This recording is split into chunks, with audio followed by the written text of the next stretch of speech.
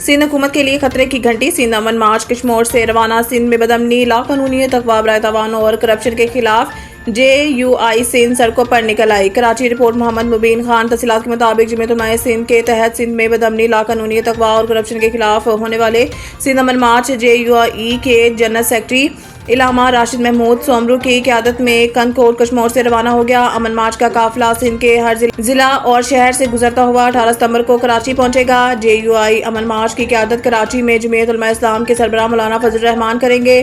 सिंध अमन मार्च के हवाले से JUI सिंध के जनरल सेक्रेटरी इलामा राशिद महमूद सोमरू का कहना था कि सिंध इस वक्त बदअमनी की अमाशका बन चुका है। बच्चे, बुजुर्ग, खवातीन तक तावान के लिए अगवा हो रहे हैं। जॉइंट पेशा नासिर दंदनाते फिर रहे हैं, जबकि हुक्मरानों की आशियां खत्म होने का नाम नहीं ले रही।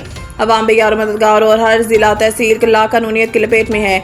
जमीयत उलमा इस्लाम अवाम की जान माल के तहफ़्फ़ुज़ और सिंध में क़याम अमन के लिए एक नई और भरपूर तहरीक का आगाज़ कर दिया। अमन मार्च 18 सितंबर को कराची पहुंचेगा। कराची में अमन मार्च की क़यादत JUI अमीर मौलाना फजल रहमान करेंगे, जिसका इख्तिताम कराची चीफ मिनिस्टर हाउस के सामने धरने की सूरत में होगा।